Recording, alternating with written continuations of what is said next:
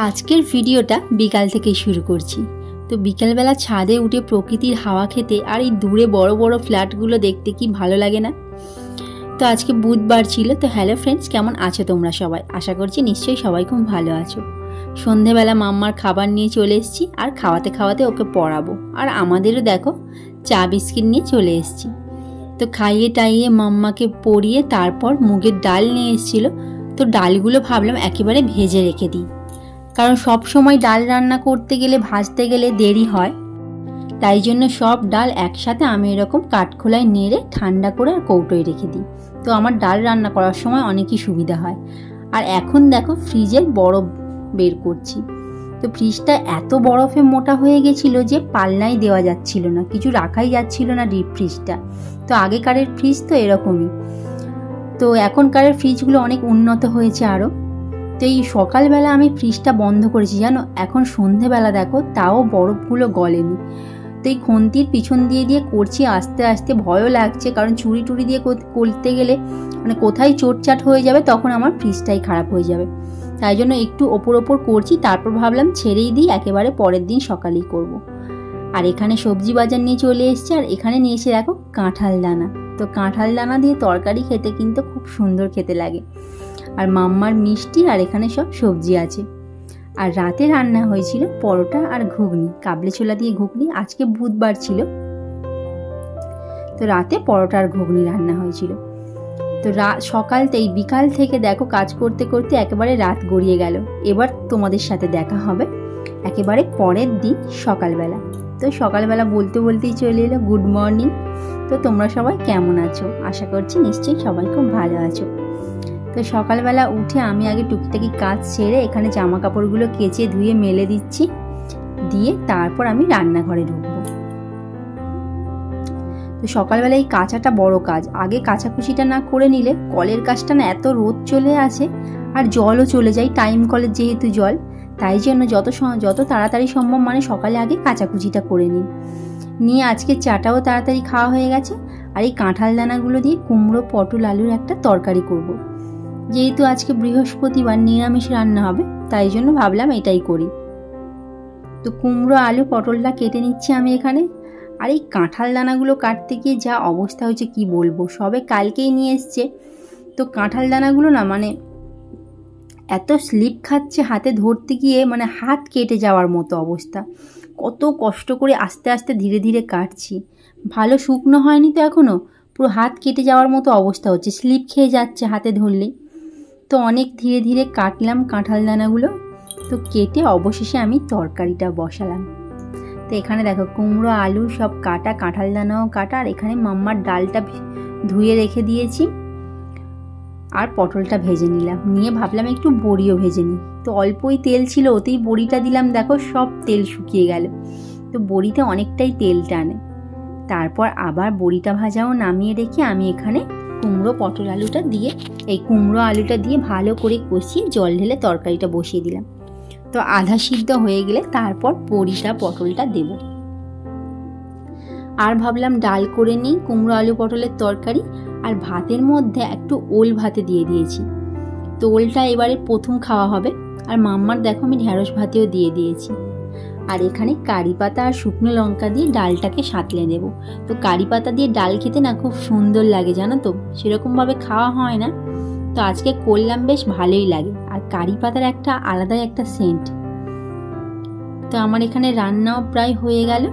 তো আজকে নিরামিষ যেহেতু আর বেশি কিছু করব না। দেখো আমি ওলগুলো বেছে বেছে নিয়ে নিলাম আর ভাতটাকে দিয়ে দিচ্ছি। ভাতের সাথেই ওলটা দিয়েছিলাম।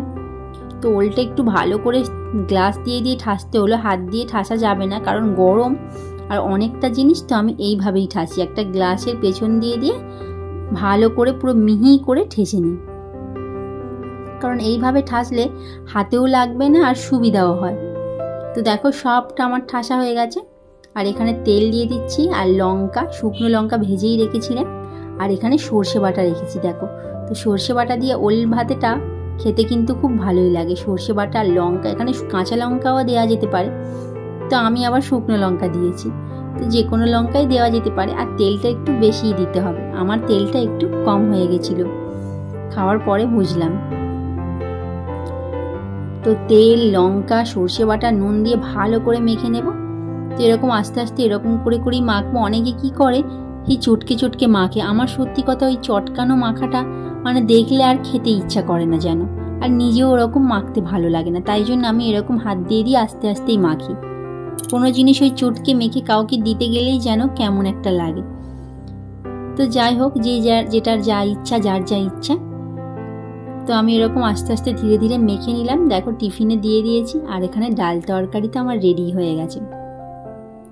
তো আমি আবার ওল ভাতে দিয়ে সকাল সকাল ভাত খেয়ে নিলাম। তো বাবাও খেয়ে নিয়েছে, ও খেয়ে নিয়েছে, কারণ ওল ভাতটা না ঠান্ডা হয়ে গেলে শক্ত হয়ে যাবে। তাই জন্য ভাবলাম গরম গরম আজকে টিফিনে ভাতটাই খেয়ে নিই। তাই জন্য আজকে গরম গরম টিফিনে ওল ভাতে দিয়ে ভাত খেয়ে নিলাম, না হলে ঠান্ডা হলে আর ভালো লাগবে না। তো ভাত খাওয়ার পর আমি এখানে চলে এসেছি পরিষ্কার করতে। তো এই রান্নাঘরের এইগুলো দেখো, এত তেল পড়ে না কি বলবো, খালি বারবার প্রায় সময় মুছি। তো স্কচব্রাইট দিয়ে সাবান দিয়ে মোছা হয় না, তো তার জন্যই তেল তেল তেল তেল করে, মানে এমনি মুছলেই তেলগুলো যায় না। তাই জন্য আজকে একটু সাবান দিয়ে আর স্কচব্রাইট দিয়ে ভালো করে তেলগুলো দেয়ালে ঘষে ঘষে তুলছি।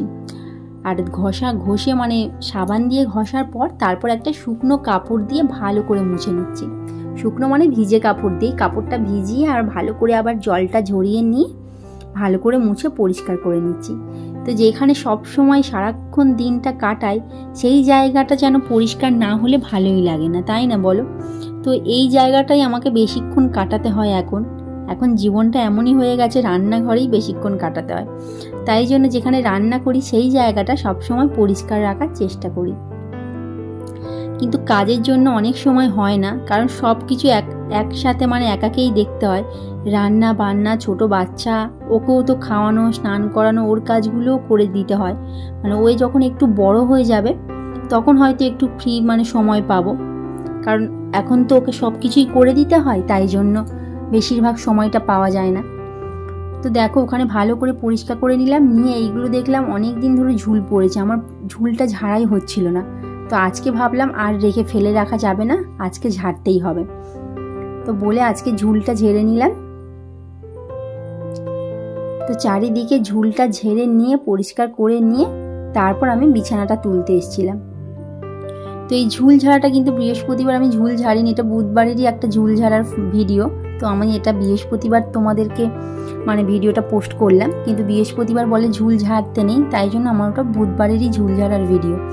তো যেহেতু বৃহস্পতিবার ভিডিওটা পোস্ট করছি তার জন্য ওটা বৃহস্পতিবার, মানে তোমরা হয়তো ভাবতে পারো যে বৃহস্পতিবার ঝুল ঝাড়ছি, কিন্তু না, আমি ওটা বুধবারই ঝেড়েছিলাম। তো দেখো এখানে আমার বিছানা ঝাড়াও হয়ে গেল। আর এখানে আমার টাইম ফুলগুলো দেখো কত সুন্দর হয়েছে টাইম ফুলগুলো।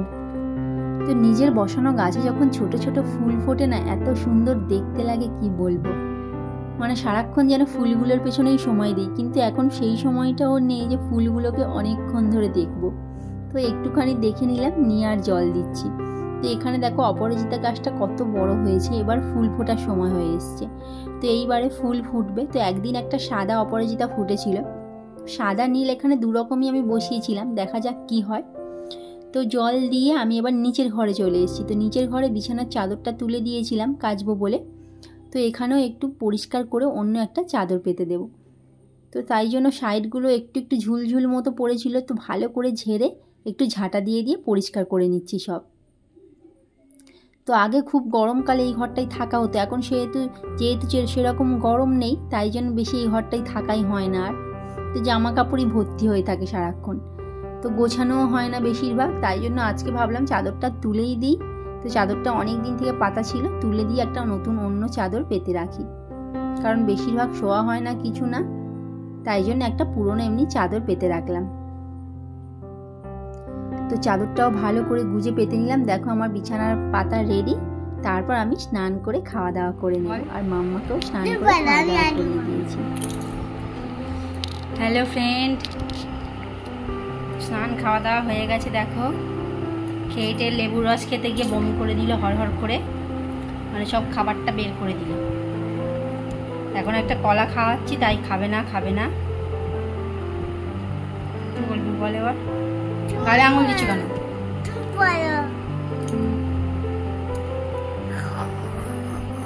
কেমন আছো?